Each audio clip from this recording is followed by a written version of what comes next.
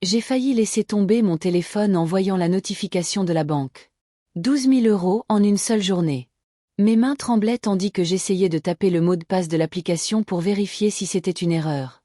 François, ai-je appelé mon mari qui bricolait sa vieille Peugeot 504 dans le garage. François, tu peux venir? Je l'ai entendu marmonner quelque chose, puis des pas lents et lourds ont résonné dans le couloir. François est apparu à l'entrée de la cuisine, s'essuyant les mains sur un chiffon. Ses cheveux gris partaient dans tous les sens et son visage était maculé d'huile de moteur. À 68 ans, il essayait encore de réparer des voitures, même si ses mains n'étaient plus aussi agiles qu'avant. « Qu'est-ce qui ne va pas, Margot ?» a-t-il demandé en remarquant mon visage. « On dirait que tu as vu un fantôme. »« Regarde ça, » ai-je dit en lui tendant mon téléphone. Quelqu'un a retiré 12 000 € de notre carte. François a chaussé les lunettes qui pendaient à un cordon autour de son cou et a longuement fixé l'écran. « Ce n'est pas possible, » a-t-il murmuré. « C'est presque toutes nos économies pour le traitement. » J'ai repris le téléphone et parcouru la liste des transactions. Une réservation d'hôtel à l'île Maurice, des billets d'avion en classe affaires, un restaurant au nom français. Rien de tout cela n'était à notre portée. « Il faut appeler la banque », ai-je dit d'un ton décidé en composant le numéro du service client. Après 20 minutes de conversation avec divers conseillers, j'ai appris que toutes les transactions avaient été effectuées avec mes informations et qu'il n'y avait aucun signe de piratage. Mais je savais pertinemment que je n'avais pas acheté de billets pour les Caraïbes ni réservé de chambre dans un hôtel 5 étoiles. « Margot », a dit doucement François quand j'ai raccroché. « Est-ce que tu as donné les détails de ta carte à Grégoire ?» Mon cœur a raté un battement. Grégoire, notre fils unique. Bien sûr, il avait les détails de ma carte. Je les lui avais donnés de nombreuses fois lorsqu'il demandait de l'aide pour payer des factures ou quand il était à court d'argent avant la paix. Mais de là à les utiliser pour ça. Avant que je puisse répondre, mon téléphone a sonné. Un message venait d'arriver. Je l'ai ouvert et j'ai vu un selfie de Grégoire et d'Evelyne. Ils souriaient, tenant des cocktails avec de petits parasols. Derrière eux, un océan d'un bleu éblouissant et des palmiers. « Salut maman. La lune de miel était super. Merci pour le cadeau. Bise, G et E. » J'ai tendu silencieusement le téléphone à François. Il a fixé la photo longuement, puis s'est affalé lourdement sur une chaise. Alors, ils ont décidé qu'on leur offrait leur lune de miel. La voix de François était blanche. Ils ont décidé de se l'offrir eux-mêmes. À nos frais. J'ai senti une vague de colère monter en moi. C'est peut-être un malentendu. François cherchait toujours des excuses au comportement de Grégoire. Peut-être qu'il pensait que tu lui avais donné la permission. J'ai secoué la tête. Il savait pertinemment qu'il n'avait pas demandé la permission. Il savait que nous ne pouvions pas nous permettre une telle dépense, surtout maintenant que François a besoin de traitements coûteux pour son arthrose. J'ai regardé par la fenêtre notre petit jardin bien entretenu dans la banlieue de Lyon. La maison que François et moi avions achetée il y a 30 ans, en contractant un prêt immobilier et en économisant surtout. La maison où Grégoire a grandi. Nous avions toujours vécu modestement, mais avec dignité. J'avais travaillé comme infirmière-chef à l'hôpital de la Croix-Rousse pendant près de 40 ans, ne prenant ma retraite qu'il y a 6 mois, lorsque la santé de François s'est détériorée et qu'il a eu besoin de soins constants. Je me souvenais combien il avait été difficile de décider de quitter mon travail. J'aimais ma profession, mes collègues, mes patients. On me respectait pour mon professionnalisme et ma gentillesse. Le médecin-chef m'avait personnellement demandé de rester, mais je n'avais pas le choix. François avait besoin de moi. Après toutes ces années où il avait soutenu notre famille en tant que mécanicien, faisant souvent des heures supplémentaires pour payer les études de Grégoire, je ne pouvais pas l'abandonner. François a interrompu mes pensées. « Qu'est-ce qu'on va faire, Margot ?» J'ai pris une profonde inspiration. D'abord, je vais appeler mon fils. J'ai composé le numéro de Grégoire, mais je suis tombée sur sa messagerie vocale. Bien sûr, l'itinérance internationale. J'ai envoyé un message. « Grégoire, il faut qu'on parle de la carte. Urgent. » Il n'a pas répondu. Ce soir-là, François et moi étions assis en silence devant la télévision, sans prêter attention à ce qui se passait à l'écran. Je pensais à notre fils, à la façon dont il était devenu si inconsidéré. Peut-être l'avions-nous trop gâté, trop pardonné. Grégoire avait toujours été un garçon doué. Bon élève, il était entré dans une grande école de commerce et avait obtenu un diplôme en marketing. Maintenant, il avait un bon poste dans une agence de publicité et un salaire correct. Mais pour une raison ou une autre, il avait toujours besoin de plus d'argent, pour une nouvelle voiture, pour les travaux de son appartement, pour des vêtements de marque pour Evelyne. Evelyne, ma belle-fille. Elle travaillait dans la même agence que Grégoire. Belle, ambitieuse, toujours impeccablement habillée. Elle regardait notre maison, François et moi avec un mépris à peine dissimulé. J'avais essayé de trouver un terrain d'entente avec elle, mais toutes mes tentatives s'étaient heurtées à une froideur polie. Ils s'étaient mariés il y a 3 mois. Un mariage somptueux dans un domaine de campagne avec une centaine d'invités, dont la plupart étaient des collègues et des amis d'Evelyne. François et moi étions assis à une table au fond, à côté de lointains parents de la mariée. Grégoire avait à peine trouvé le temps de venir nous voir pendant la réception. Tu sais, a soudainement dit François, fixant l'écran de télévision éteint. Peut-être qu'ils n'y ont tout simplement pas pensé. Ils sont jeunes, amoureux. J'ai regardé mon mari avec surprise. François, ils ont tous les deux plus de 30 ans. Ce ne sont pas des adolescents. Étage 12 000 €, ce n'est pas de l'argent de poche qu'on peut prendre sans demander. Il a soupiré. Tu as raison. Je ne veux juste pas penser que notre fils. Il n'a pas terminé, mais j'ai compris. Je ne voulais pas non plus penser que notre fils était devenu un égoïste qui ne respectait pas ses parents. Le téléphone a de nouveau sonné. C'était un autre message de Grégoire, mais pas pour moi, pour la discussion de famille qui nous incluait, François, Grégoire, Evelyne et moi. Une autre photo. Ils étaient sur un yacht. Evelyne en bikini et lunettes de soleil de luxe. Grégoire l'enlaçant par la taille. La légende disait, jour 2. La vie est belle. J'ai senti mes mains trembler de colère. Mais pour qui se prend-il? Ai-je sifflé? Ils dépensent notre argent et ne prennent même pas la peine de répondre à mon message. François a posé sa grande main rugueuse sur mon bras. Calme-toi, Margot. Ton cœur. J'ai pris une profonde inspiration. François avait raison. Je ne devais pas m'énerver.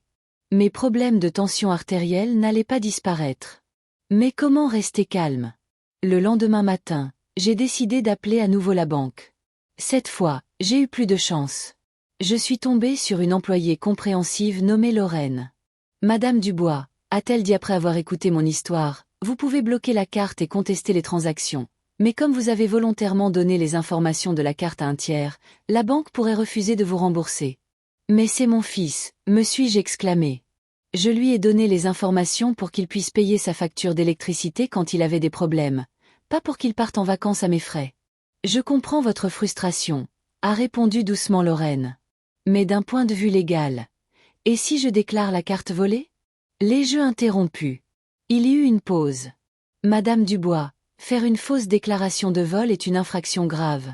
J'ai soupiré. Bien sûr, je n'allais pas faire ça. Mais quel choix avais-je? Quand votre fils rentre-t-il? A demandé Lorraine.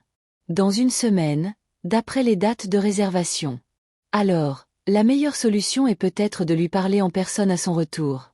En attendant, je peux bloquer votre carte pour éviter d'autres débits. J'ai accepté. Que pouvais-je faire d'autre?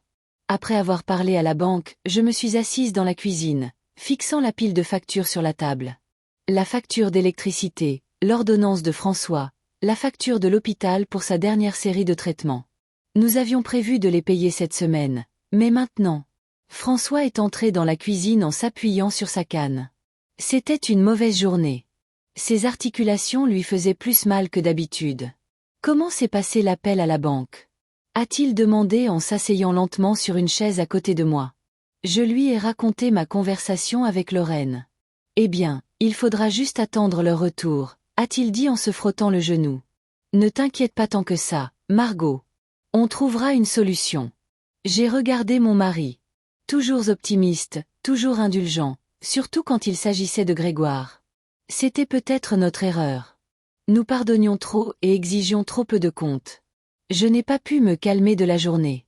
Mes pensées tournaient autour de notre fils, de l'argent et des factures à venir. Le soir, alors que François dormait déjà, je me suis assise dans le salon avec un album photo. Grégoire enfant, un garçon souriant avec des taches de rousseur et des dents en avant. Grégoire adolescent, plus sérieux, avec une coupe de cheveux à la mode. Grégoire diplômé, fier, portant la toge et le mortier. Où et quand était-il devenu le genre de personne capable de faire ça à ses parents? Je me suis souvenu comment François et moi avions économisé sou après sou pour payer ses études. Comment je prenais des gardes supplémentaires à l'hôpital et François travaillait le week-end. Comment nous nous étions privés de vacances pendant des années pour que Grégoire puisse participer à un séjour linguistique en Europe. Nous pensions lui donner le meilleur départ dans la vie, qu'il apprécierait nos sacrifices. Un nouveau message a interrompu mes pensées. Une autre photo de Grégoire. Maintenant, lui et Evelyne sont dans un restaurant chic. Elle en robe de soirée. Lui en costume clair. Dîner avec vue sur l'océan. Merci pour cette expérience inoubliable. J'ai répondu, Grégoire, il faut qu'on parle de la carte de toute urgence. Appelle-moi dès que tu peux. Il n'y eut aucune réponse. Le lendemain matin, j'ai décidé de passer à l'action.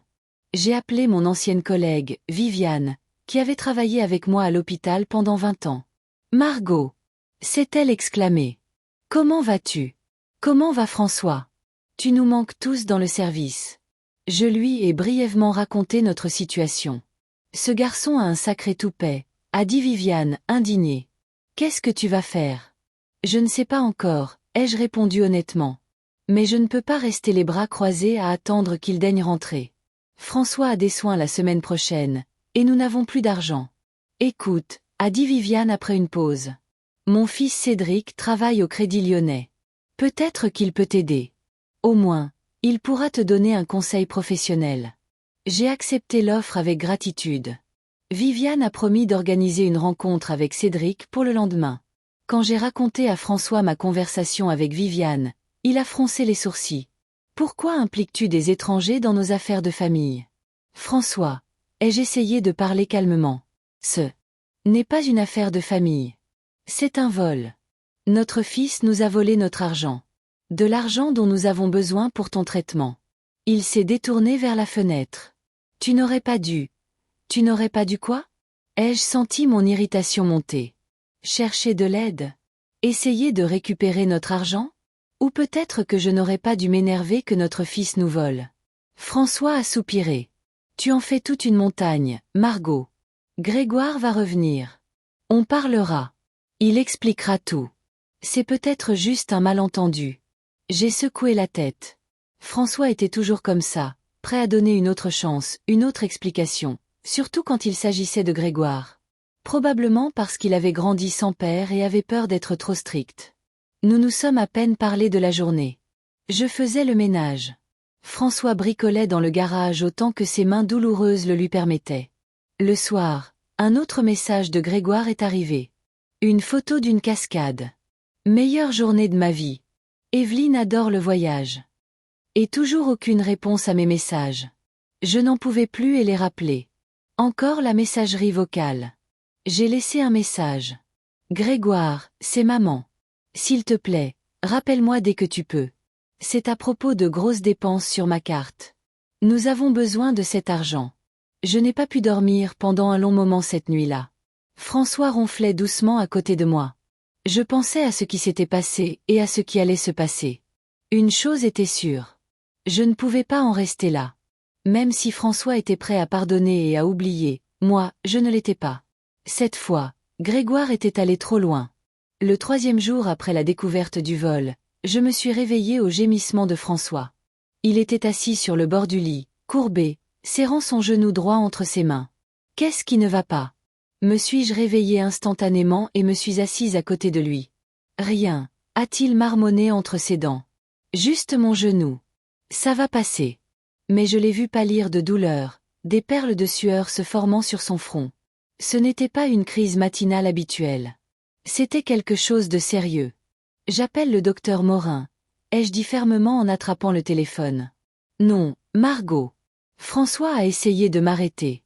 Tu sais bien qu'on ne peut pas se permettre un médecin en ce moment. Je me suis figée, le téléphone à la main. Il avait raison. Après que Grégoire eut vidé notre carte, nous avions à peine de quoi joindre les deux bouts. Consultation de spécialistes, examens, médicaments. Tout cela coûtait de l'argent que nous n'avions tout simplement plus. François, ai-je dit doucement. On trouvera une solution. Mais pour l'instant, ta santé est plus importante. Il a secoué la tête. Je vais juste prendre des antidouleurs. Ce qui reste de la dernière fois. J'ai froncé les sourcils. Les médicaments prescrits par le docteur Morin étaient puissants et devaient être pris avec prudence et uniquement sur ordonnance. Mais il n'y avait pas le choix. J'ai aidé François à aller jusqu'à la salle de bain, puis je lui ai apporté le comprimé et un verre d'eau. C'est le dernier, a-t-il dit en avalant le cachet. Il faudra en racheter. Je n'ai rien dit. La boîte coûtait 80 € et on ne pouvait pas l'obtenir sans ordonnance. Et il était impossible d'avoir une ordonnance sans voir un médecin. Après le petit déjeuner, alors que François se sentait un peu mieux grâce aux médicaments, j'ai appelé mon ancienne collègue Suzanne qui travaillait à la pharmacie de notre hôpital. Suzanne, c'est Margot Dubois, ai-je commencé, mal à l'aise. Je suis désolée de te déranger, mais j'ai besoin de ton aide. Je lui ai expliqué la situation, que François avait une crise, qu'il avait besoin de médicaments, mais que nous ne pouvions pas nous permettre de voir un médecin pour le moment. Oh, mon Dieu, Margot, a dit Suzanne, alarmée. C'est sérieux. Il doit absolument voir un spécialiste. Je sais, ai-je soupiré. Mais ce n'est pas possible pour l'instant. Je me disais, peut-être que tu connais des programmes d'aide ou des réductions pour les médicaments. Suzanne a fait une pause. Il y a un programme d'aide pour les seniors à faible revenu, mais ça prend du temps à mettre en place. Écoute, pourquoi ne demandes-tu pas de l'aide à Grégoire? Il a l'air de bien gagner sa vie, non? Je me suis mordu la lèvre. Suzanne ne savait pas ce qui s'était passé. Je ne voulais pas raconter à tout le monde que mon fils nous avait volés. Il est en déplacement, ai-je répondu évasivement. Écoute, Suzanne, peut-être que tu pourrais parler au docteur Morin. Lui expliquer la situation. Peut-être qu'il fera une ordonnance sans consultation, étant donné que François est son patient régulier. Je ne sais pas, Margot. C'est contre le règlement, a dit Suzanne, incertaine. Mais je vais lui parler pour toi et François. Après avoir parlé à Suzanne, je me suis assise à la table de la cuisine et j'ai étalé toutes les factures et relevées devant moi.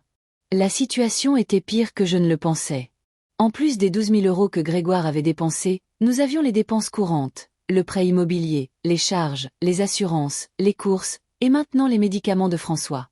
J'ai sorti mon vieil uniforme d'infirmière du placard et l'ai examiné d'un œil critique. Il était un peu froissé, mais dans l'ensemble, en assez bon état. J'ai décidé d'appeler l'hôpital pour voir s'il y avait un moyen de trouver un travail à temps partiel. Il y a 6 mois, lorsque j'ai pris ma retraite, le médecin-chef avait dit que la porte m'était toujours ouverte. Peut-être ne l'avait-il pas dit seulement par politesse. François était assis dans son fauteuil devant la télé quand je suis entrée dans le salon, tiré à 4 épingles dans mon uniforme, les cheveux soigneusement coiffés. « Où vas-tu » a-t-il demandé, surpris. « À l'hôpital » ai-je répondu en ajustant mon col. « Je veux voir si je peux reprendre le travail quelques jours par semaine. » « Margot, tu as 65 ans. Tu as bien mérité ta retraite. Et de quoi allons-nous vivre, François? Je n'ai pas pu cacher mon irritation. Comment allons-nous acheter tes médicaments? Comment allons-nous payer les factures? Il a détourné le regard. Grégoire nous remboursera à son retour. J'ai pris une profonde inspiration, essayant de me calmer. Même s'il le fait, ce ne sera pas avant une semaine. Et tu as besoin de tes médicaments maintenant. François n'a pas répondu, et j'ai quitté la maison. Assise au volant de notre vieille Renault Mégane, j'ai appuyé mon front contre le volant un instant. Comment en étions-nous arrivés là? À notre âge, nous devrions profiter de notre retraite bien méritée, pas nous battre pour survivre. À l'hôpital, j'ai été accueillie chaleureusement. Les infirmières m'ont serré dans leurs bras. Les aides-soignants m'ont salué, et même certains patients habituels m'ont reconnu et étaient heureux de me voir. Je suis allée au bureau du médecin-chef, le docteur Bernard. Margot, a-t-il souri largement en me voyant. Quelle agréable surprise. Comment va François? Pas très bien, ai-je répondu honnêtement. Son arthrose s'est réveillée. C'est en fait pour ça que je suis là. Je lui ai expliqué la situation, en essayant de ne pas entrer dans les détails sur Grégoire, disant simplement que nous avions des difficultés financières. Le docteur Bernard a écouté attentivement. Margot, j'adorerais vous revoir dans notre équipe, même à temps partiel. Mais il y a un problème. L'assurance. Nous avons des conditions spéciales pour les employés de plus de 65 ans, et le traitement du dossier prend du temps. J'ai senti mon espoir s'évanouir. Mais il a poursuivi. Peut-être pourrions-nous vous offrir un poste de consultante. Cela ne nécessite pas les mêmes formalités qu'un poste à temps plein. Le salaire serait plus bas, bien sûr, mais c'est mieux que rien. J'ai accepté l'offre avec gratitude. Le docteur Bernard a promis de préparer tous les papiers pour le lendemain, et je pourrais commencer la semaine suivante, 3 jours par semaine, 4 heures par jour. En quittant le bureau du médecin-chef, Viviane m'a rattrapée. Alors? A-t-elle demandé. Je lui ai parlé de l'offre du docteur Bernard. Ce n'est pas grand-chose, mais ça paiera mes médicaments, ai-je soupiré. Cédric a accepté de te rencontrer, a dit Viviane. Demain à 14 heures au Café des Amis, rue du Chêne. Tu vois où c'est? J'ai hoché la tête. Le café n'était pas loin de la banque où travaillait le fils de Viviane. Merci, Vivi. Je ne sais pas ce que j'ai fait pour mériter une amie comme toi. Elle m'a serré dans ses bras. Arrête. On en a tellement traversé ensemble. Tu te souviens de l'épidémie de grippe en 2010 ou de cet horrible accident de bus en 2015? Je me souvenais. Viviane et moi avions travaillé côte à côte pendant près de 20 ans. Elle était là quand je célébrais l'admission de Grégoire à son école et elle m'a soutenue quand on a diagnostiqué l'arthrose de François. Sur le chemin du retour, je me suis arrêtée à la pharmacie. Suzanne avait tenu parole. Elle avait parlé au docteur Morin et il avait accepté de faire une ordonnance pour François sans consultation, compte tenu des circonstances. L'ordonnance m'attendait à la pharmacie. Combien je vous dois? Ai-je demandé au pharmacien en sortant mon portefeuille. Tout a été payé, a-t-il répondu. Madame Connors a dit que c'était un cadeau. J'ai senti les larmes me monter aux yeux. Suzanne Connors, ma collègue, avait payé les médicaments de François. J'étais submergée de gratitude et d'humiliation à la fois. Je n'avais jamais eu à accepter une telle aide auparavant. Quand je suis rentrée, j'ai trouvé François endormi dans son fauteuil. La télé était allumée, montrant un vieux film avec Lino Ventura. J'ai posé doucement le sac de médicaments sur la table et je me suis assise à côté de lui. Son visage avait l'air hagard dans son sommeil, avec des cernes sombres sous les yeux. La douleur l'avait épuisé. Je me suis souvenu de ce qu'il était quand nous nous sommes rencontrés. Un mécanicien grand et large d'épaules avec un sourire malicieux et des mains fortes. Il pouvait me soulever d'un bras et danser pendant des heures sans se fatiguer. Maintenant, ses mains autrefois si adroites et fortes étaient tordues par l'arthrose et son sourire apparaissait de moins en moins souvent à cause de la douleur constante. François s'est réveillé et m'a vu. Comment ça s'est passé à l'hôpital? A-t-il demandé en se frottant les yeux. Je lui ai parlé de l'offre du docteur Bernard et des médicaments de Suzanne. Je n'aime pas ça, a-t-il froncé les sourcils. Recevoir la charité. Ce n'est pas la charité, François, ai-je dit doucement. C'est l'aide d'amis.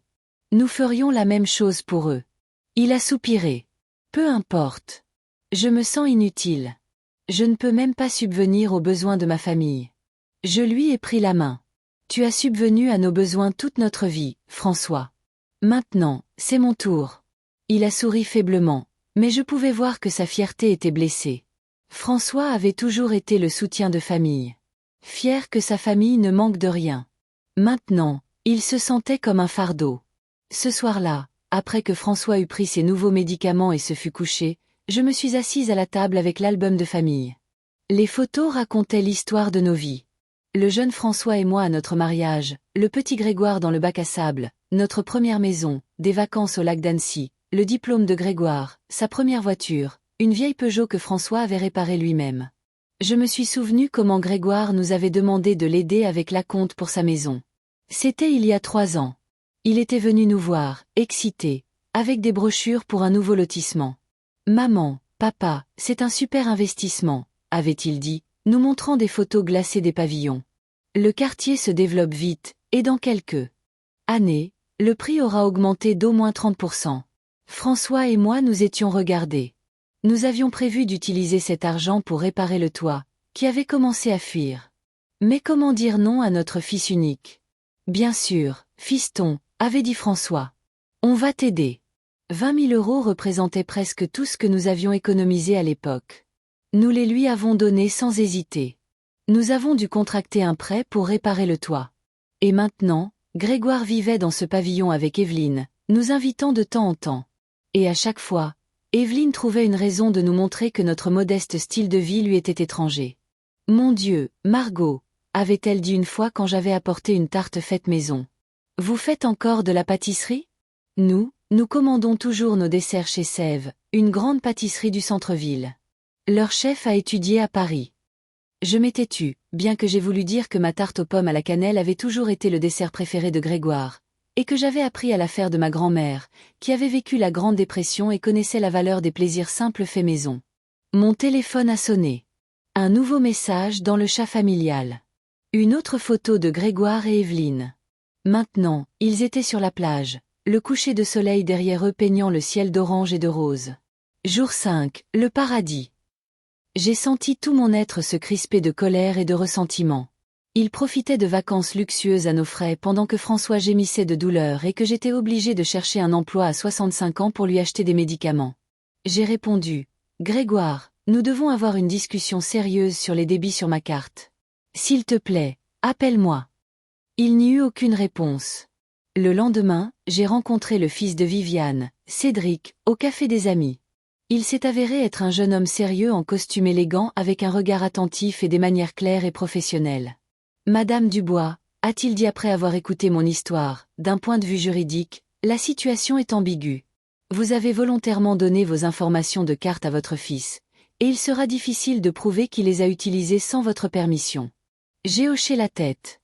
Lorraine de la banque m'avait dit la même chose. « Mais il y a quelques options », a poursuivi Cédric. « Premièrement, vous pouvez déposer une plainte formelle auprès de la banque. Deuxièmement, vous pouvez signaler la fraude à la police, mais je ne recommanderais ni l'un ni l'autre, étant donné que c'est votre fils. Que dois-je faire alors ? Ai-je demandé, me sentant complètement démunie. Cédric a réfléchi un instant. Je peux parler à votre banque de manière informelle, expliquer la situation. Ils seront peut-être disposés à geler une partie de la dette ou à proposer un plan de paiement. Mais le plus important est que vous parliez à votre fils à son retour. J'ai remercié Cédric pour son aide. Il a promis de me contacter après avoir parlé avec la banque. Quand je suis rentrée, j'ai trouvé François dans le garage. Malgré la douleur, il essayait de faire la vidange de la voiture. « François, me suis-je exclamé. Qu'est-ce que tu fais ? Tu ne devrais pas faire d'efforts. » Il s'est redressé, grimaçant de douleur. « Margot, je ne peux pas rester assis pendant que tu travailles. La voiture a besoin d'entretien, et on ne peut pas se permettre de payer un garagiste en ce moment. » Je l'ai aidé à rentrer dans la maison et je l'ai assis dans un fauteuil. Son visage était pâle et sa chemise trempée de sueur. « Les nouveaux médicaments aident-ils ? » ai-je demandé en lui apportant un verre d'eau. « Un peu », a-t-il dit en prenant une gorgée. « Mais Margot, j'ai l'impression que mon genou s'aggrave. Je pense que j'ai besoin de faire les infiltrations que le docteur Morin a prescrites. » Je me suis mordu la lèvre. La série d'injections que le médecin recommandait coûtait environ 2000 €. La Sécu et notre mutuelle n'en couvraient qu'une partie, et nous devions payer le reste nous-mêmes. Nous avions économisé de l'argent pour ces traitements que Grégoire et Evelyne dépensaient maintenant. « On trouvera une solution, ai-je promis, ne sachant pas comment je tiendrais cette promesse. Cédric a appelé ce soir-là. Il avait parlé au directeur de notre agence qui a accepté d'envisager de geler temporairement les intérêts sur notre carte de crédit, compte tenu de notre excellent historique de crédit. C'était une petite aide, mais c'était quelque chose. « Merci, Cédric, ai-je dit sincèrement. Je ne sais pas comment nous pourrons un jour vous remercier pour votre gentillesse. »« Ne vous en faites pas, Madame Dubois, » a-t-il répondu. « Ma mère m'a tellement parlé de vous. Vous êtes comme une sœur pour elle. » Après avoir parlé à Cédric, je me suis sentie un peu soulagée. Au moins, les intérêts ne s'accumuleraient pas sur l'énorme montant que Grégoire avait dépensé. Mais la dette principale était toujours là, et François avait toujours besoin de son traitement. Je suis sortie dans le jardin et je me suis assise dans une vieille chaise de jardin. Notre petit jardin bien entretenu avait toujours été ma fierté. Les rosiers que François et moi avions plantés il y a 20 ans, les pétunias en pot, le petit bassin avec des poissons rouges. Tout était modeste mais fait avec goût et amour. Je me souvenais comment Grégoire nous aidait dans le jardin quand il était petit. Comment il chassait les papillons. Comme il était heureux quand il a fait pousser sa première tomate. Où était ce garçon ? Quand s'était-il transformé en un homme qui pouvait voler ses propres parents ? Peut-être étions-nous à blâmer. Nous l'avions trop gâté. Mettant toujours ses besoins avant les nôtres. François faisait des heures supplémentaires pour payer les stages de sport et les cours particuliers de Grégoire. Je prenais des gardes supplémentaires pour qu'il puisse avoir les derniers vêtements et gadgets comme ses amis.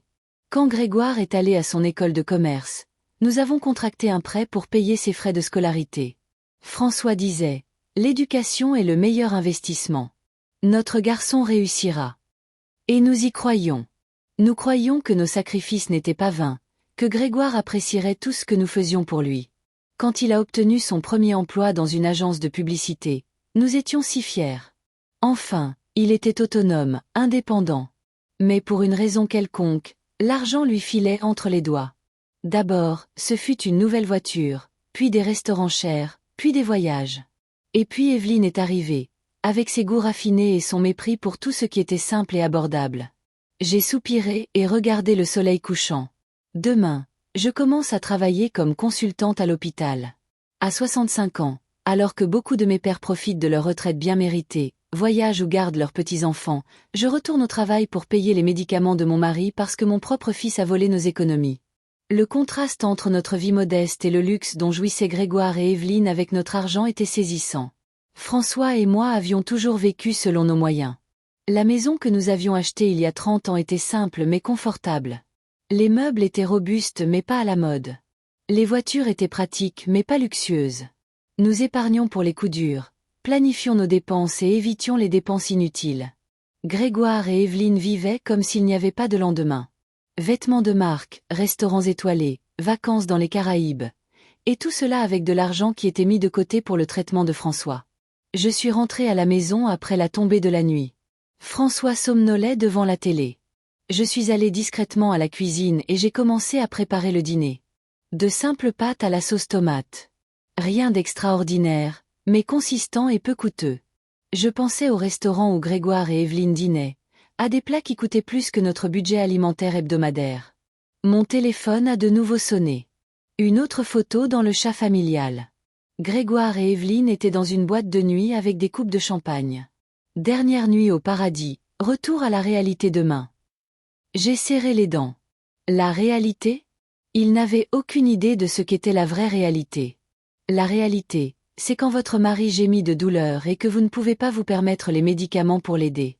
La réalité, c'est quand vous devez retourner au travail à 65 ans parce que votre fils a volé vos économies. J'ai répondu au message. Grégoire, nous devons avoir une discussion sérieuse à ton retour. Il s'agit de ma carte de crédit et des 12 000 € que tu as dépensés sans ma permission. Cette fois, j'ai décidé de ne pas y aller par 4 chemins. Que Evelyne le lise aussi. Qu'il sache que je suis au courant de leur manigance. Il n'y eut aucune réponse. La veille du retour de Grégoire et Evelyne, j'étais assise dans la cuisine, serrant une tasse de thé froid. C'était un matin humide, typique de Lyon à cette période de l'année. Une pluie fine tombait dehors, coulant sur la vitre et estompant les contours des maisons voisines. François est entré dans la cuisine, s'appuyant sur sa canne. Les nouveaux médicaments avaient un peu aidé, mais il avait toujours du mal à se déplacer sans soutien. « Tu ne dors pas ?» a-t-il demandé en s'asseyant précautionneusement sur la chaise en face de moi. J'ai secoué la tête. Je pense à demain, au retour de Grégoire. François a soupiré et a couvert ma main de la sienne. Margot, je sais que tu es en colère et tu as toutes les raisons de l'être. Mais écoutons-le d'abord. Peut-être qu'il a une explication. J'ai regardé mon mari avec confusion. Quelle explication pourrait avoir un homme qui a volé 12 000 € à ses propres parents ? Quelle explication pourrait avoir un fils qui sait que son père a besoin de cet argent pour un traitement médical ? François a baissé les yeux. Je ne sais pas, mais c'est notre fils, Margot. Notre fils unique. Il y avait tant de douleur dans la voix de mon mari que je n'ai pas poursuivi la dispute. François avait toujours été plus indulgent avec Grégoire. Peut-être parce qu'il avait grandi sans père et avait peur d'être trop strict. Ou peut-être parce que Grégoire lui ressemble tellement. Les mêmes yeux bleus, la même fossette sur le menton. Je ne vais pas le renier, François, ai-je dit plus doucement. Mais je ne vais pas non plus le laisser s'en tirer comme ça. Il doit comprendre que ce qu'il a fait est mal, qu'on ne peut pas traiter ses parents de cette façon. François a hoché la tête, mais je pouvais voir qu'il n'était pas entièrement d'accord avec moi. Il était toujours prêt à pardonner à Grégoire, peu importe sa bêtise. Après le petit déjeuner, je suis allée travailler à l'hôpital. 3 jours par semaine, 4 heures par jour. Pas beaucoup, mais pas peu pour quelqu'un de mon âge. Je conseillais les jeunes infirmières, aidais avec les formalités administratives et remplaçais parfois des collègues de garde. Le travail m'était familier et me donnait un sentiment d'utilité qui m'avait manqué ces 6 derniers mois. Pendant ma pause déjeuner, Viviane s'est assise à côté de moi. « Comment ça va, Margot ? Cédric m'a dit qu'il avait parlé à la banque. J'ai hoché la tête. Oui, merci beaucoup. Ils ont accepté de geler les intérêts pendant que nous réglons les choses. Viviane a bu une gorgée de café de sa tasse. Et comment comptes-tu régler les choses? J'ai soupiré. Pour être honnête, je ne sais pas. François veut juste parler à Grégoire, entendre sa version des faits. Mais moi, je me suis tue, cherchant les mots justes. Tu veux qu'il prenne ses responsabilités, a terminé Viviane pour moi. Oui, ai-je admis. Je veux qu'il réalise ce qu'il a fait. Je veux qu'il comprenne les conséquences de ses actes pour François et moi. Viviane a tapoté ses doigts pensivement sur le bord de sa tasse. Tu sais, Margot, je pense que je peux aider. Tu te souviens de notre voisin, Luc Fournier? C'était un avocat spécialisé en droit de la famille. Il est à la retraite maintenant, mais il est toujours aussi vif d'esprit. Peut-être devrions-nous lui parler. Je me souvenais de Luc, un homme svelte aux cheveux grisonnants qui habitait en face de Viviane. Nous nous étions rencontrés à plusieurs barbecues qu'elle avait organisés pour ses amis et voisins. Tu penses qu'il accepterait d'aider? Viviane a souri. J'en suis sûre. Il se plaint toujours de ne pas avoir assez d'énigmes juridiques intéressantes à sa retraite. Et ton cas est tout à fait ce qu'il lui faut. Pas exactement standard. Après le travail, Viviane m'a conduite chez Luc. Il vivait dans une jolie maison à 2 étages avec un jardin bien entretenu. Nous avons été accueillis par sa femme, Denise, une femme amicale aux yeux bienveillants, qui nous a fait entrer dans le bureau où Luc lisait un livre épais. « Margot », a-t-il dit en se levant pour nous saluer. Quelle agréable surprise. Viviane a dit que tu avais un dilemme juridique, a-t-il ajouté en souriant. J'ai hoché la tête.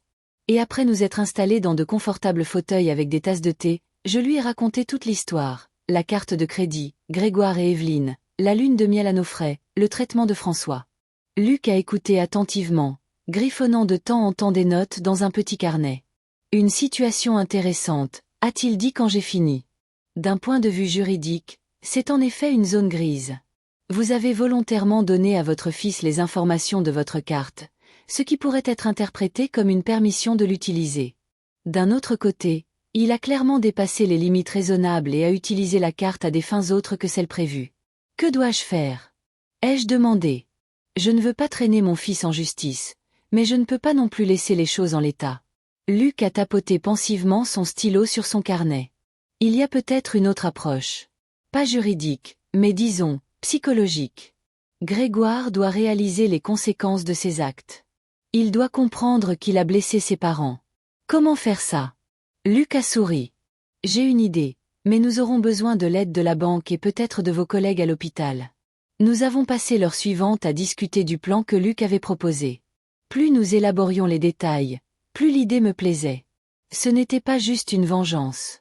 C'était une leçon qui pourrait amener Grégoire à reconsidérer son attitude envers nous. Quand je suis rentrée, François m'attendait, assis dans son fauteuil devant la télé. « Où étais-tu » a-t-il demandé anxieusement. J'ai appelé l'hôpital, mais on m'a dit que tu étais parti il y a 2 heures. Je me suis assise à côté de lui et je lui ai raconté ma rencontre avec Luc et le plan que nous avions élaboré. François a écouté en silence, son visage devenant de plus en plus sombre. « Margot », a-t-il dit quand j'ai fini. Tu ne trouves pas que c'est trop dur? C'est notre fils, après tout. Nous sommes ses parents, François. J'ai senti une vague d'irritation monter. Des parents qu'il a volés. Des parents auxquels il n'a même pas répondu quand il demandait de l'aide. François a détourné le regard. Je sais. Je ne veux juste pas qu'il se sente humilié. J'ai pris une profonde inspiration, essayant de me calmer. François, écoute. Grégoire n'est plus un enfant. Il a 32 ans. C'est un homme adulte qui doit assumer la responsabilité de ses actes. S'il n'apprend pas cette leçon maintenant, que se passera-t-il ensuite? Il continuera à penser qu'il peut nous utiliser comme un distributeur automatique? Que nos sentiments, nos besoins ne comptent pas. François est resté silencieux un long moment, fixant ses mains tordues par l'arthrose. Tu as raison, a-t-il finalement dit doucement. C'est juste difficile. C'est difficile d'être strict avec son unique enfant. Je lui ai pris la main. Je sais, mon chéri, mais parfois il faut être strict par amour. François a hoché la tête, et j'ai vu de la détermination dans ses yeux. Pour la première fois depuis tout ce temps, il était vraiment en colère contre Grégoire. Peut-être avait-il enfin compris que notre fils avait franchi la ligne. Cette nuit-là, allongée dans mon lit, je repensais à toutes les fois où Grégoire et Evelyne nous avaient montré à quel point ils se souciaient peu de nous. Ces souvenirs me rendaient encore plus déterminée à mener mon plan à bien. Je me suis souvenu des fiançailles de Grégoire et Evelyne. Nous l'avions appris sur Facebook. Grégoire n'avait même pas appelé pour nous le dire en personne. Nous avons vu une photo de la bague et des félicitations de leurs amis. Quand je l'ai appelé, il semblait gêné. « Je suis désolé, maman », avait-il dit. « On voulait vous faire la surprise. On devait passer le week-end pour tout vous raconter. Mais ils ne sont pas venus. » Grégoire a appelé à la dernière minute pour dire qu'Evelyne avait une migraine et qu'il restait à la maison. François et moi y sommes allés avec un gâteau et un cadeau. Evelyne nous a accueillis en robe de chambre en soie, sans aucun signe de migraine, et ne nous a même pas invités à entrer. Nous les avons félicités sur le seuil et sommes partis. Puis il y a eu la fête de fiançailles. Grégoire avait dit que ce serait un dîner modeste pour la famille la plus proche. Nous sommes arrivés au restaurant et avons trouvé une trentaine de personnes. Les parents d'Evelyne, ses nombreux cousins, tantes et les amis du couple. Nous étions assis à une table au fond, à côté de parents âgés de la mariée qui se parlaient en italien tout le temps. Grégoire n'est venu nous voir qu'une seule fois pour nous présenter aux parents d'Evelyne et a été immédiatement emmené par la mariée vers d'autres invités. À Noël dernier, Grégoire avait promis que lui et Evelyne viendraient nous rendre visite. J'ai passé 3 jours à préparer. J'ai rôti une dinde, fait une sauce aux érelles selon la recette de ma grand-mère et préparé une tarte au potiron. 1 heure avant leur arrivée, Grégoire a appelé pour dire que les parents d'Evelyne les avaient invités à l'improviste dans un restaurant chic et qu'ils ne pouvaient pas refuser. « Je suis désolé, maman », avait-il dit. « On passera peut-être demain. » Ils ne sont pas passés. Ni le lendemain, ni le surlendemain. François et moi avons mangé de la dinde pendant 1 semaine jusqu'à ce qu'elle commence à se gâter et que nous devions en jeter la moitié. Les dîners de famille que nous essayions d'avoir 1 fois par mois. Grégoire et Evelyne les annulaient si souvent à la dernière minute que nous avons fini par ne plus leur demander. Il y avait toujours une raison. Une réunion importante avec un client, des soldes dans une boutique, la venue d'un chef célèbre. Je me suis souvenu du jour où le diagnostic de François est tombé. Nous avons appelé Grégoire pour lui annoncer la nouvelle. Il a écouté, a exprimé sa sympathie et a dit qu'il passerait certainement dans quelques jours. Mais il n'est pas venu. Il a envoyé une corbeille de fruits avec une carte qui disait « Rétablis-toi bien, papa ». François a fait semblant de ne pas être contrarié, mais j'ai vu la douleur dans ses yeux. À chaque souvenir, ma détermination se renforçait. Grégoire devait comprendre que les parents n'étaient pas des distributeurs automatiques ou des coquilles vides, qu'on ne devait pas les traiter comme une obligation fastidieuse dont on ne se souvient que lorsqu'on a besoin d'argent. Le matin, j'ai appelé Cédric et je lui ai parlé du plan que Luc et moi avions élaboré. Il a écouté et a dit qu'il ferait tout son possible pour aider. « Ce ne sera pas facile, Madame Dubois », a-t-il prévenu. Les banques n'aiment pas s'impliquer dans des situations aussi inhabituelles, mais je parlerai au directeur. J'ai des arguments qui pourraient le convaincre. Mon appel suivant fut pour Viviane. « Tu es sûre de vouloir aller si loin ?» a-t-elle demandé après avoir entendu les détails du plan. « Absolument », ai-je répondu. « C'est le seul moyen d'atteindre Grégoire. »« Alors je suis avec toi », a dit Viviane fermement. « Je vais parler à nos collègues. Je suis sûre que beaucoup voudront t'aider. Tout le monde dans le service sait comment tu prenais soin de tes patients et aidais tes collègues. C'est à notre tour de t'aider. » Après l'appel de Viviane, j'ai senti une vague d'énergie et de détermination. Le plan commençait à prendre forme. Luc a promis de rédiger les documents juridiques nécessaires. Cédric a dit qu'il parlerait à la banque et Viviane a dit qu'elle organiserait le soutien des collègues de l'hôpital. J'ai jeté un coup d'œil à l'horloge.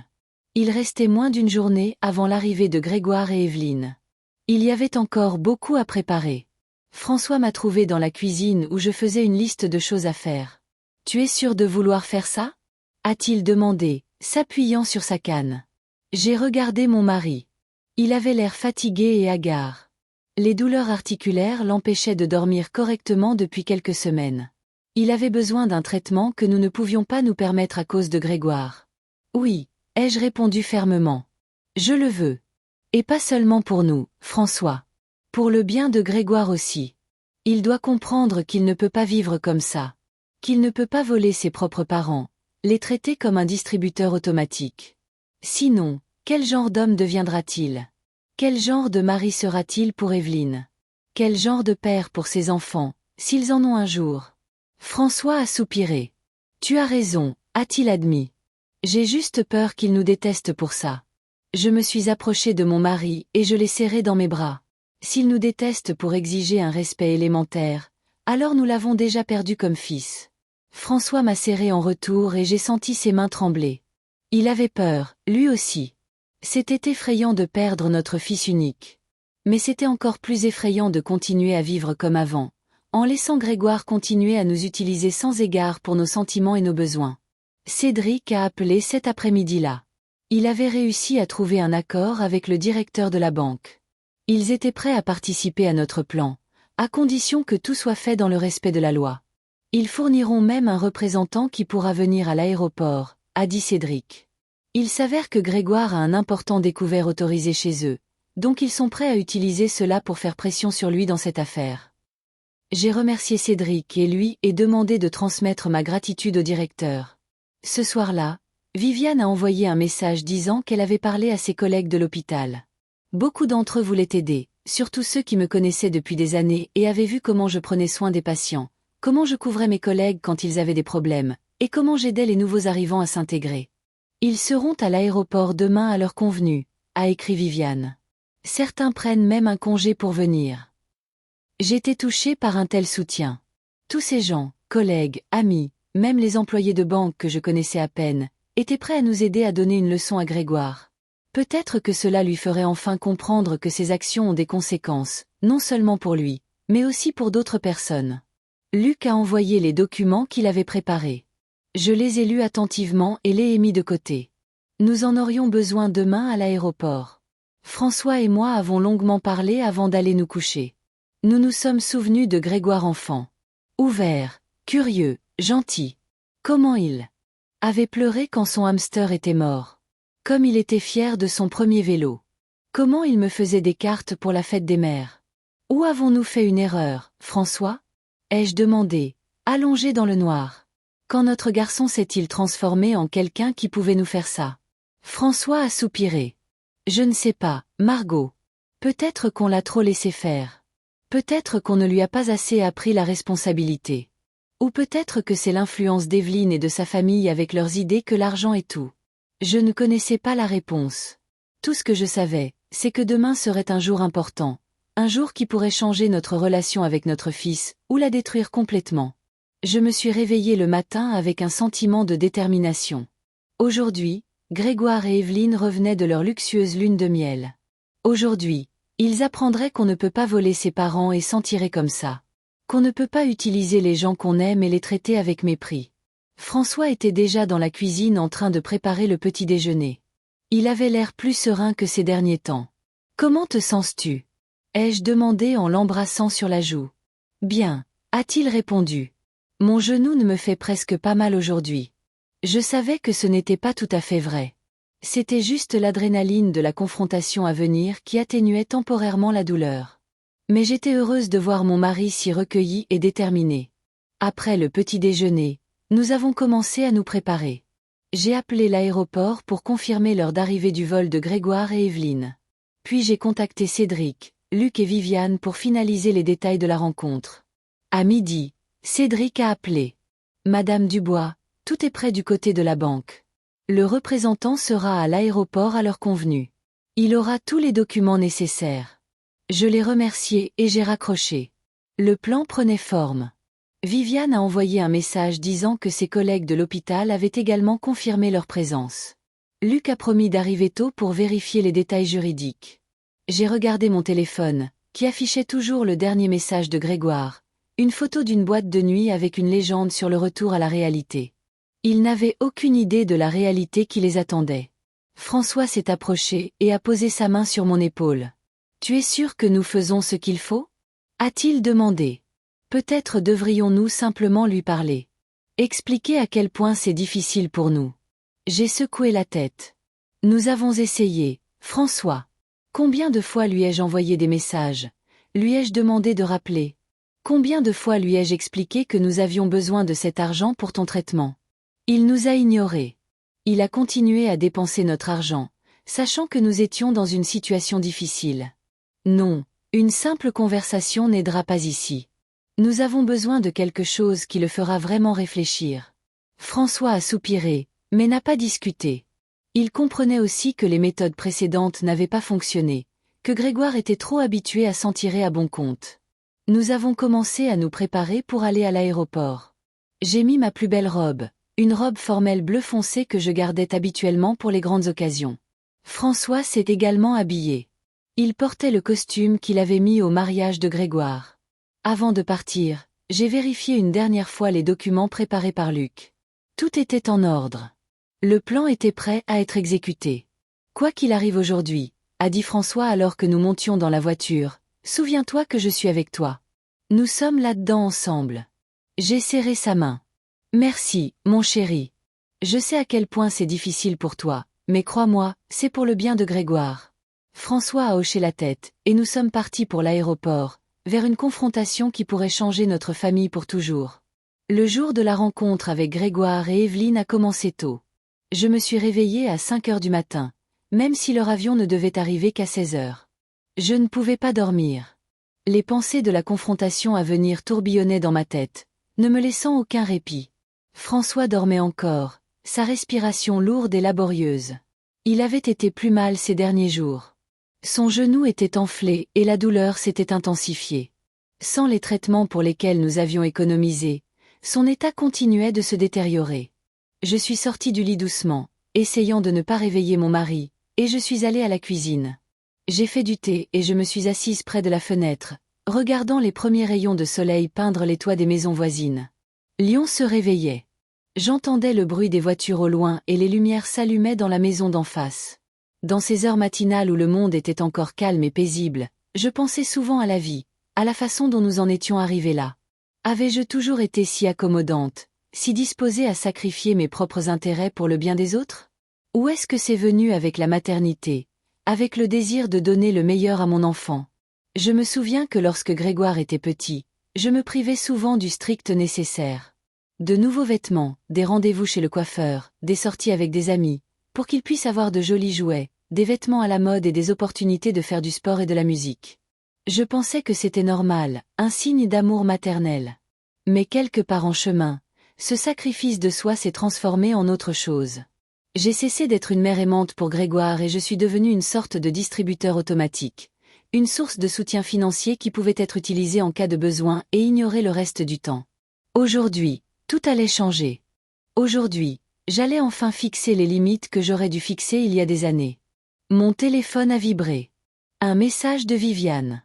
Bonjour. Rendez-vous chez Luc à 10 heures. Tout le monde sera là. J'ai répondu par un bref « d'accord » et j'ai fini mon thé. J'avais beaucoup à faire avant la réunion. D'abord, j'ai appelé la banque. Lorraine, que je connaissais déjà, a répondu au téléphone. Madame Dubois, bonjour, a-t-elle dit. Comment puis-je vous aider? Je veux bloquer ma carte de crédit, ai-je répondu fermement. Celle qui a été utilisée pour des débits non autorisés. Bien sûr, a dit Lorraine d'un ton professionnel et commercial. Cela ne prendra que quelques minutes pour la bloquer. Souhaitez-vous une nouvelle carte? Oui, mais avec un numéro et un code PIN différents, et s'il vous plaît, envoyez-la à mon adresse professionnelle. Je lui ai donné l'adresse de l'hôpital. C'est noté, Madame Dubois. Autre chose. J'ai hésité. Oui. J'ai besoin d'un relevé complet de toutes les transactions effectuées sur ma carte au cours des 2 dernières semaines avec l'heure, le lieu, et si possible, des copies des reçus. Ce n'est pas un service standard, a dit Lorraine prudemment. Nous ne fournissons généralement qu'un relevé général. Je sais, ai-je dit, mais mon cas n'est pas exactement standard. Cédric Johnson de votre banque est au courant de la situation. Il devait parler au directeur. Oh, a dit Lorraine, comprenant. Oui, bien sûr. Monsieur Johnson a laissé des instructions. Je préparerai tous les documents et vous les enverrai par email dans l'heure. Je l'ai remercié et j'ai raccroché. La première partie du plan était terminée. La carte était bloquée et Grégoire ne pourrait plus l'utiliser. Je ne lui en ai délibérément pas parlé. Laissons-le le découvrir quand il essaiera de payer le taxi de l'aéroport ou autre chose. Ce serait la première surprise. François est entré dans la cuisine, s'appuyant sur sa canne. Il avait l'air pâle et fatigué, mais il y avait de la détermination dans ses yeux. Tu es levé tôt, a-t-il remarqué en s'asseyant précautionneusement sur une chaise. Je n'arrivais pas à dormir, ai-je admis en lui versant du thé. Je viens d'appeler la banque. La carte est bloquée. François a hoché la tête. D'accord, et maintenant? Nous rencontrons Luc à 10 heures. Viviane, Cédric, et peut-être quelques autres seront là. Nous discuterons des détails du plan. Nous avons pris le petit déjeuner en silence, chacun perdu dans ses pensées. Je pensais à Grégoire, à la façon dont il réagirait à notre surprise. Ressentirait-il des remords, ou se mettrait-il en colère et s'éloignerait-il encore plus de nous? La deuxième option était effrayante, mais j'étais prête à prendre le risque. Mieux valait une confrontation honnête que de continuer ce jeu malsain de donnant-donnant. Après le petit déjeuner, j'ai vérifié mes emails. Lorraine avait tenu parole. Le relevé était déjà là, détaillé et complet. J'ai ouvert le fichier et j'ai commencé à étudier la liste des dépenses. Un hôtel de luxe à l'île Maurice, 5 000 € la semaine. Des billets d'avion aller-retour en classe affaires, 3 000 €. Restaurant, boîte de nuit, souvenirs, excursions. Chaque dépense était comme un coup de poignard dans le dos. Il ne se contentait pas de passer des vacances à nos frais. Il menait la grande vie, se permettant tout. François a regardé par-dessus mon épaule. 300 € pour un dîner. Sa voix tremblait. C'est plus que ce que nous dépensons en nourriture en une semaine. J'ai hoché la tête, incapable de parler. La colère et le ressentiment m'envahissaient. Comment Grégoire pouvait-il être si irréfléchi, si égoïste? Comment pouvait-il dépenser de telles sommes en sachant que son père avait besoin d'argent pour un traitement médical? J'ai imprimé le relevé et l'ai mis dans le dossier que j'allais emporter à la réunion. Puis François et moi avons commencé à nous préparer. Il a pris une douche et a mis son plus beau pull et moi. J'ai fait ma coiffure et j'ai mis le tailleur bleu que je gardais habituellement pour les grandes occasions. À 9h30, nous sommes montés dans la voiture et avons roulé jusqu'à la maison de Luc. Il habitait dans la banlieue de Lyon, dans un quartier calme avec des maisons soignées et des pelouses bien entretenues. Quand nous sommes arrivés, il y avait déjà plusieurs voitures garées devant sa maison. Nous avons été accueillis par Denise, la femme de Luc. Elle nous a conduits dans le salon où Viviane, Cédric, Luc et quelques autres personnes que je ne m'attendais pas à voir étaient déjà rassemblées. Le docteur Bernard, le médecin-chef de l'hôpital où je travaillais, Suzanne, la pharmacienne qui avait aidé pour les médicaments de François, et Lorraine de la banque à qui j'avais parlé ce matin. Margot, François. Viviane s'est levée pour nous accueillir. Laissez-moi vous présenter. Voici Lorraine Parker du Crédit Lyonnais. Elle représentera la banque aujourd'hui. Lorraine m'a serré la main. Je suis ravie de vous rencontrer enfin en personne, Madame Dubois. J'étais surprise et touchée par le nombre de personnes venues nous soutenir. Certains, comme le docteur Bernard, je les connaissais depuis des années. D'autres, comme Lorraine, je les rencontrais pour la première fois, mais ils étaient tous là, prêts à nous aider à donner une leçon à notre fils. Luc a demandé à tout le monde de s'asseoir et la réunion a commencé. Alors, a-t-il dit en sortant un dossier de documents. Repassons le plan une dernière fois. L'avion de Grégoire et Evelyne arrive à 16h.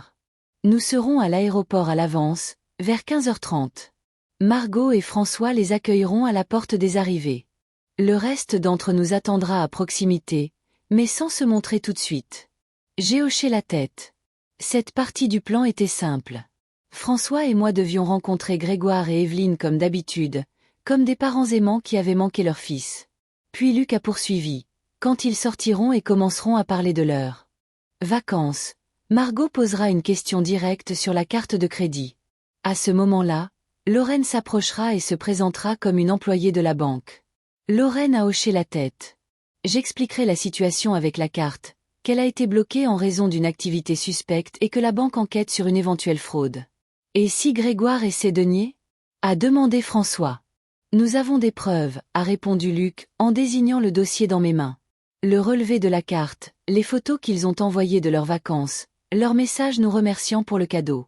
De plus, a ajouté Cédric, j'ai préparé des documents montrant l'état des comptes de Grégoire.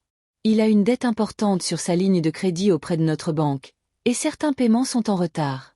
La banque peut exiger le remboursement immédiat s'il s'avère qu'il est impliqué dans une fraude.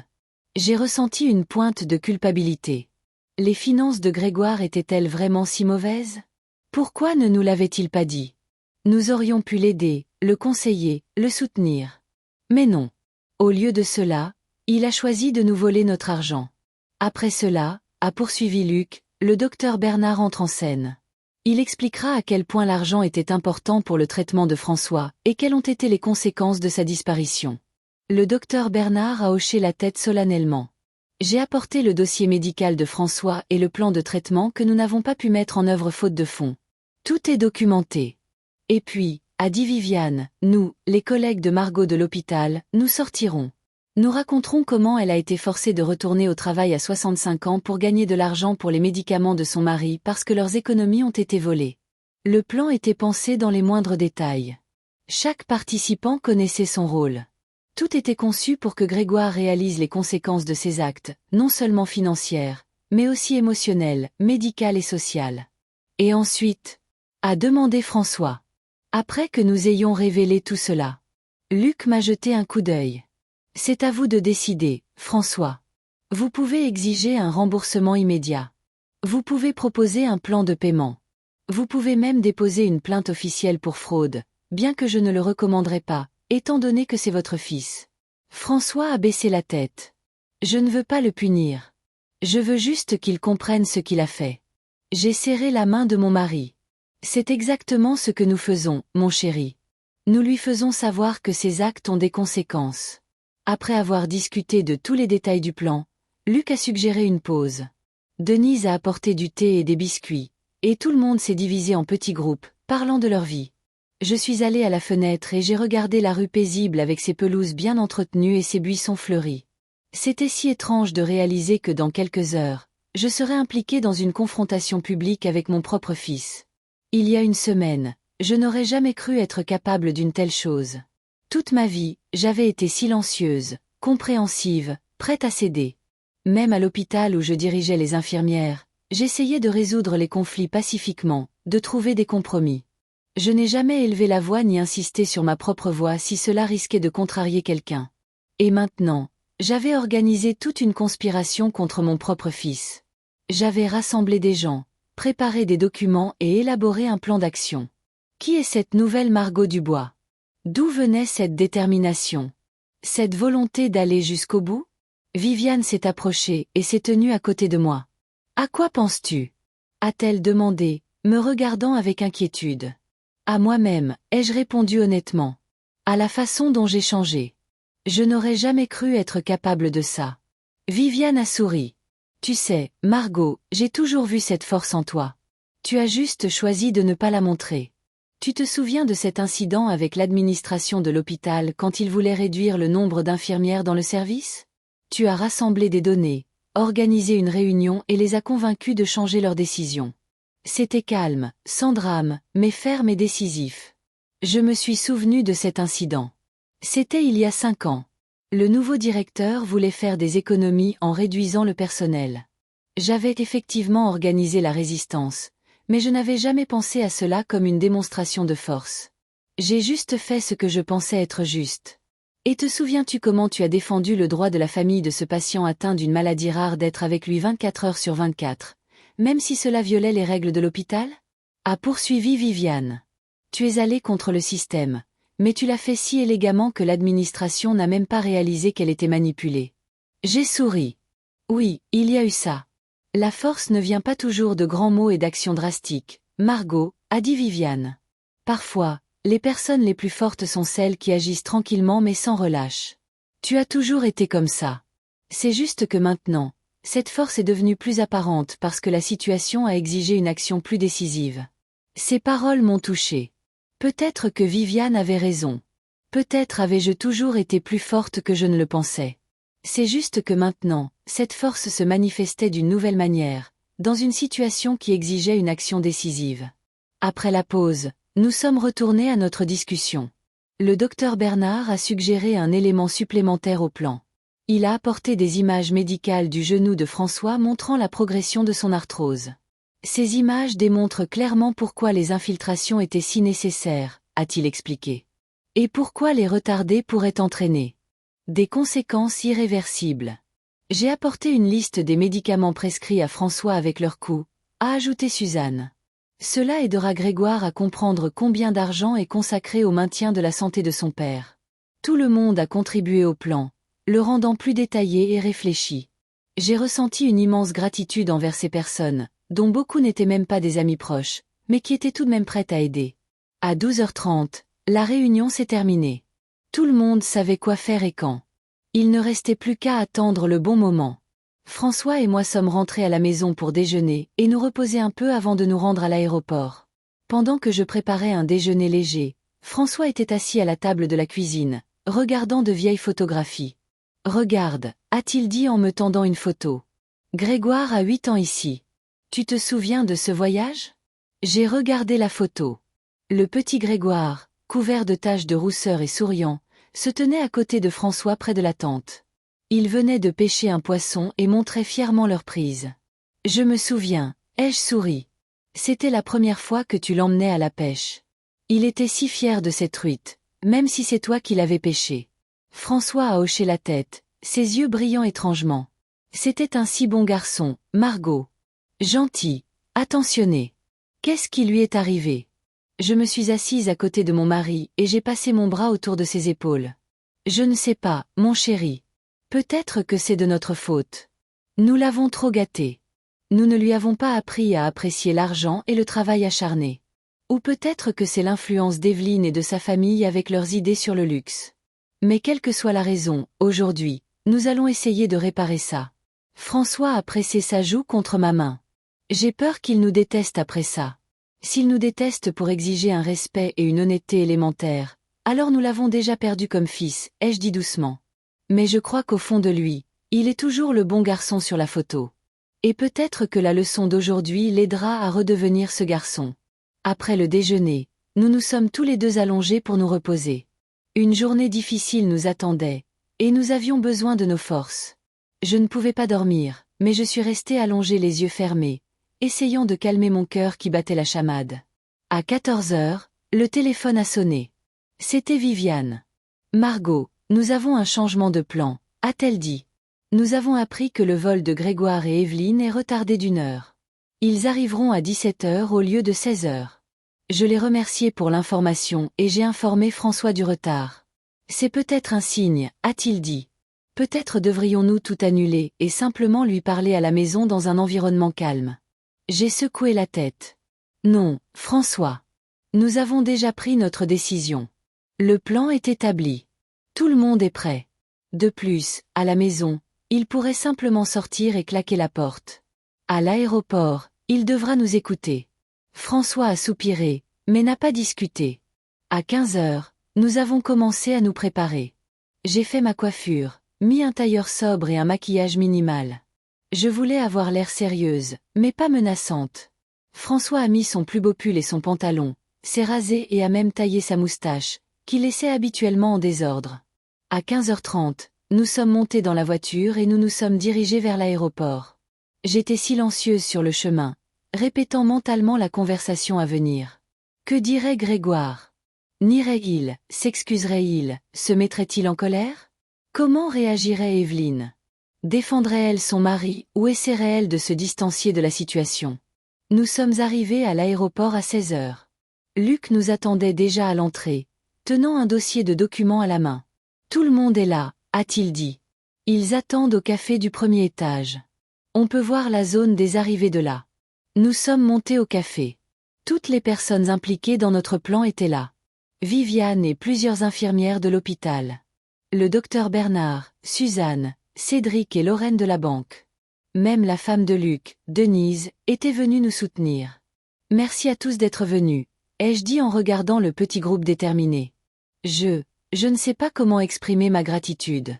Pas besoin de nous remercier, Margot, a répondu Viviane. Nous sommes tous là parce que nous tenons à toi et à François et parce que nous pensons que ce que Grégoire a fait est mal et injuste. Les autres ont hoché la tête en signe d'accord. Et en plus, a ajouté une des infirmières, une jeune femme nommée Jem, nous voulons être là quand tu montreras enfin tes vraies couleurs. Pendant tant d'années, tu as été un exemple de patience et de gentillesse pour nous tous. Ce sera intéressant de voir une autre facette de Margot Dubois. Tout le monde a ri et la tension s'est un peu relâchée. Nous avons commandé du café et attendu. Le temps s'écoulait d'une lenteur angoissante. Je vérifiais périodiquement le tableau. Le vol était toujours à l'heure, sans retard. À 16h30, Cédric a vérifié l'état du vol sur son application téléphonique. Ils atterriront dans 20 minutes, a-t-il dit. Il est temps de prendre nos positions. François et moi sommes descendus dans la zone des arrivées, et nous nous sommes tenus là où nous pouvions voir clairement les passagers. Les autres se sont dispersés à proximité, nous gardant en vue, mais sans attirer l'attention sur eux.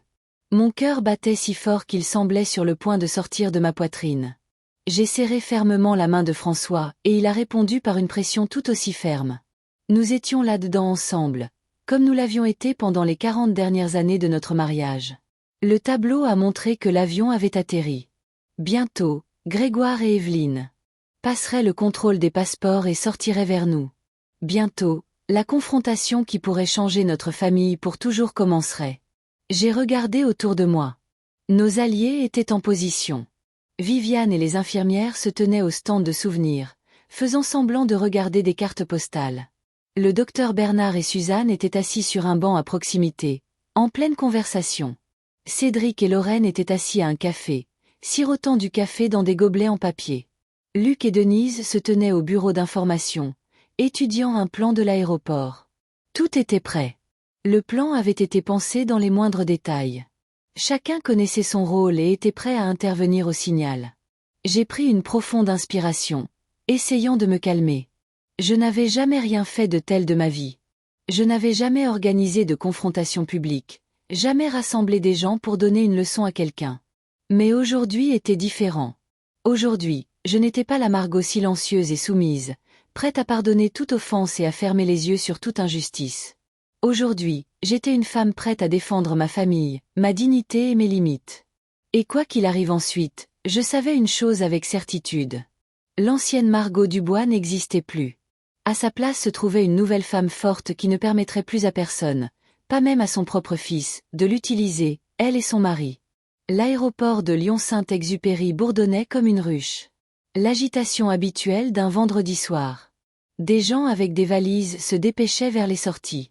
Ceux qui attendaient regardaient impatiemment vers la zone des arrivées, et les chauffeurs de taxi criaient les noms des passagers. François et moi étions figés près de la barrière séparant la zone des arrivées du reste de l'aéroport, attendant l'apparition de Grégoire et Evelyne. Le tableau indiquait que leur vol avait atterri il y a 20 minutes. Ils auraient dû passer le contrôle des passeports et sortir vers nous à présent. Mon cœur battait si fort qu'il me semblait que tout le monde autour de moi pouvait l'entendre. François se tenait à côté de moi, s'appuyant sur sa canne. Son visage était tendu, ses yeux fixés sur les portes.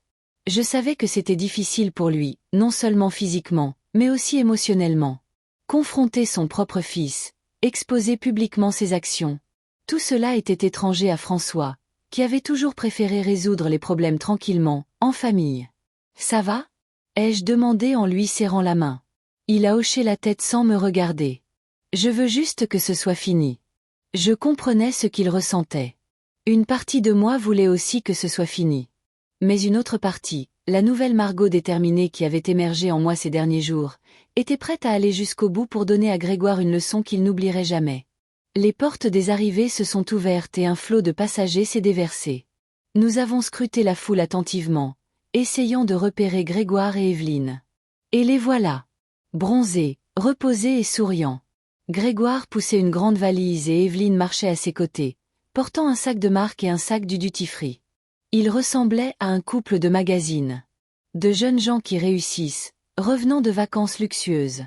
Grégoire nous a aperçus et nous a fait signe. Ils se sont approchés, et j'ai vu la surprise sur le visage de mon fils. « Maman, papa, qu'est-ce que vous faites là ?»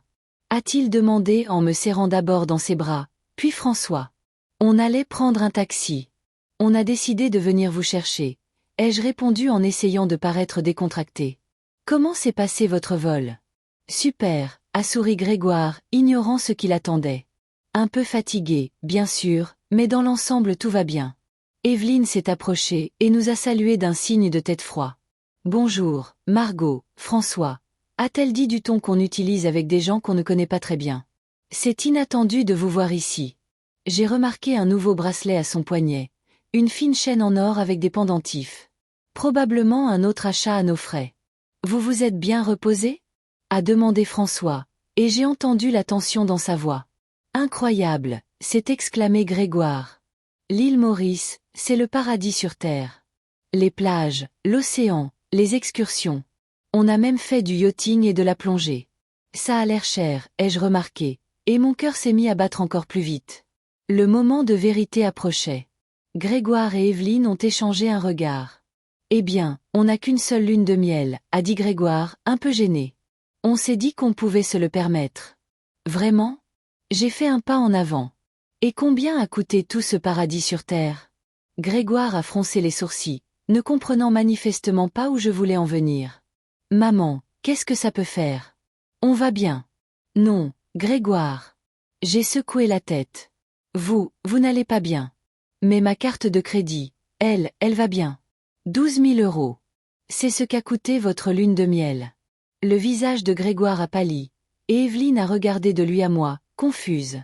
De quoi parle-t-elle? A-t-elle demandé à son mari? Je parle du fait que Grégoire a utilisé ma carte de crédit pour payer vos vacances de luxe. Ai-je répondu à la place de mon fils? Sans ma permission. Quoi? Evelyne s'est tournée vers Grégoire. Tu avais dit que c'était un cadeau de tes parents. Grégoire avait l'air d'avoir reçu un coup de poing dans l'estomac. J'allais vous rembourser, a-t-il balbutié. J'avais juste besoin d'un peu de temps. Du temps? Combien de temps, Grégoire? A répété François, la voix tremblante de colère. Une semaine, un mois, un an? Tu savais que cet argent était mis de côté pour mon traitement. Tu savais que j'avais besoin d'infiltration dans mon genou. Grégoire a baissé les yeux. Je ne pensais pas que c'était si urgent. Et puis, tu as la Sécu, qui ne couvre qu'une partie des frais, ai-je crié. Nous devons payer le reste nous-mêmes. Et nous avons économisé cet argent pendant des mois, en nous privant de tout. À ce stade, une petite foule de curieux s'était rassemblée autour de nous. Les gens s'arrêtaient, attirés par notre conversation animée. Evelyne a regardé autour d'elle nerveusement. On devrait peut-être discuter de ça à la maison, a-t-elle suggéré, clairement mal à l'aise sous les regards indiscrets. Non, Evelyne, ai-je dit fermement. On en discute ici et maintenant. Parce qu'à la maison, vous pouvez simplement sortir et claquer la porte. Ici, vous allez devoir nous écouter. À ce moment-là, Lorraine, l'employée de la banque en tailleur strict avec un badge nominatif sur la poitrine, s'est approchée de nous. Monsieur et Madame Dubois, a-t-elle dit en s'adressant à François et à moi. Lorraine Parker, Crédit Lyonnais. Nous avons reçu votre signalement d'utilisation frauduleuse de carte de crédit. Grégoire est devenu encore plus pâle. Frauduleuse? Maman, vous avez porté plainte à la banque? Oui, Grégoire, ai-je répondu.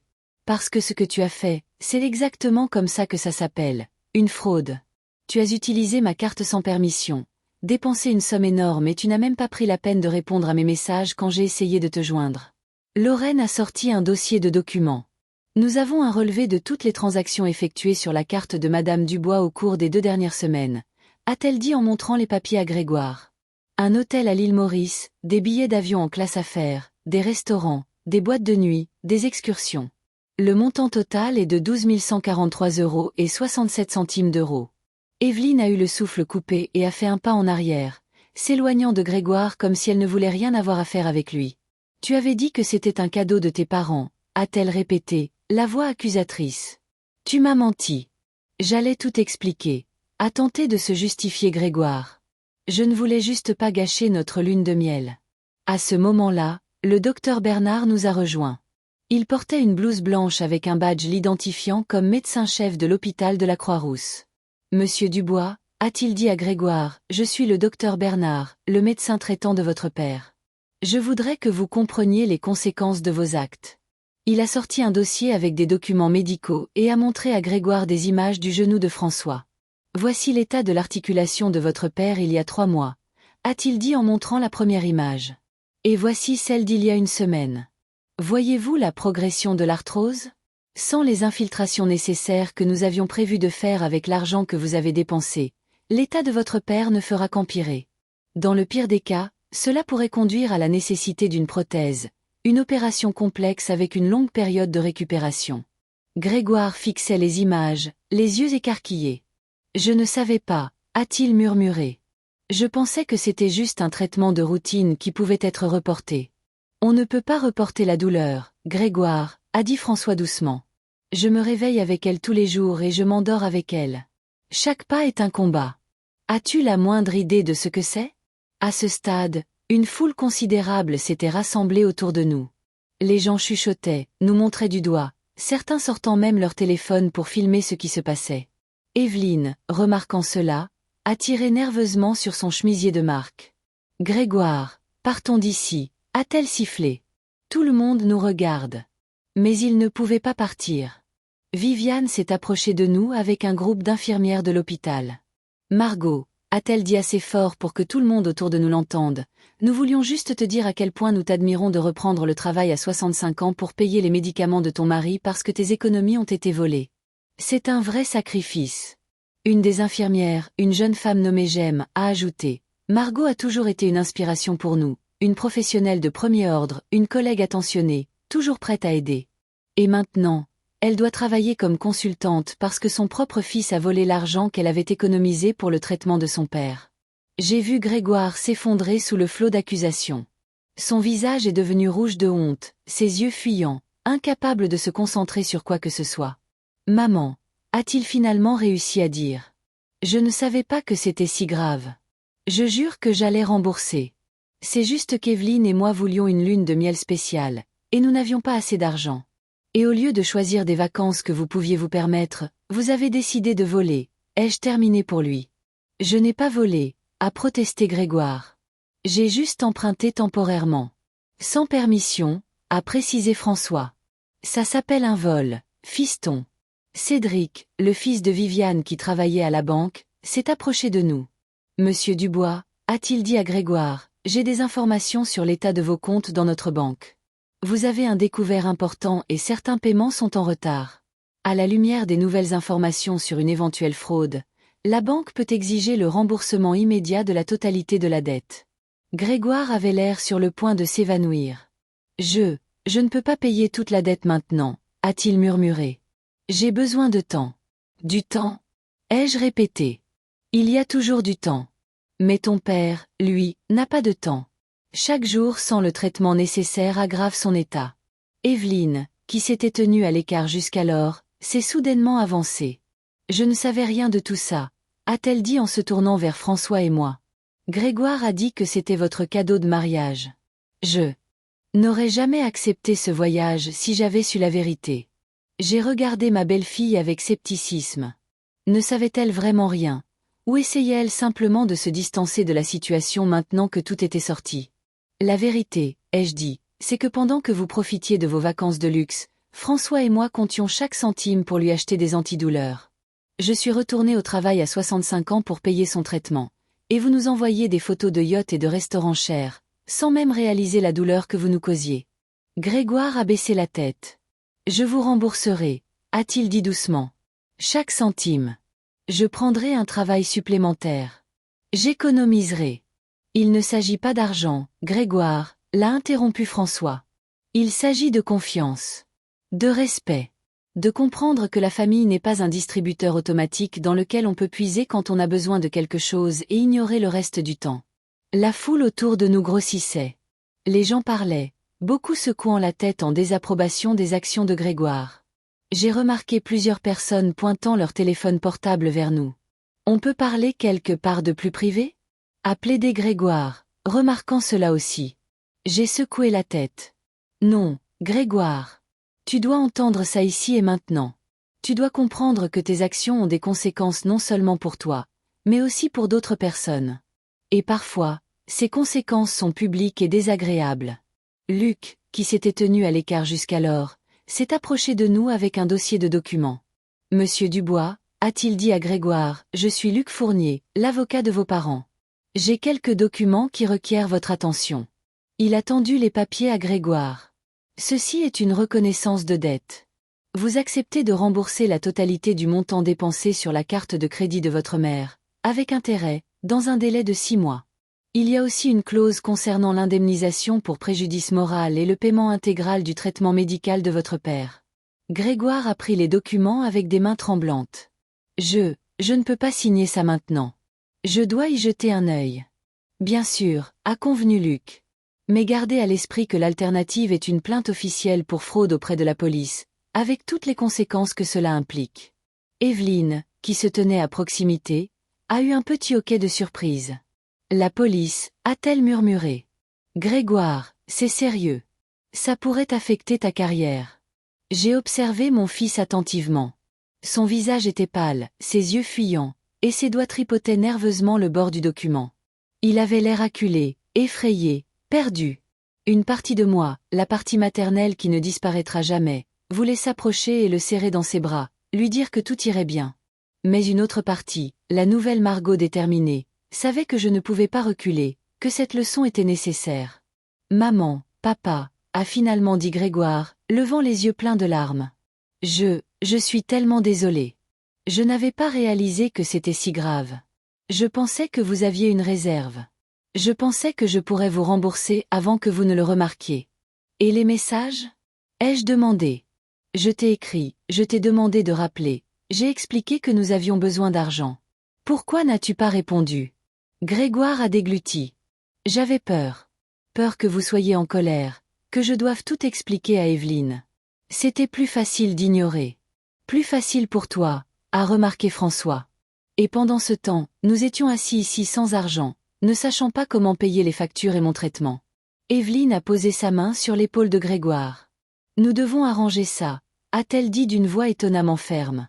Nous allons vendre ma voiture. Elle est presque neuve. Nous pouvons en tirer un bon prix.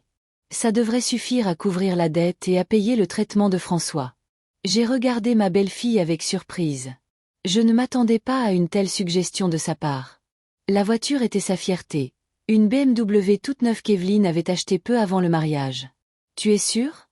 A demandé Grégoire, clairement surpris lui aussi. Evelyne a hoché la tête. Oui. Nous avons mal agi. Plus précisément, tu as mal agi. Et j'ai été trop naïve pour demander d'où nous sortions l'argent pour des vacances aussi chères. Nous devons arranger ça.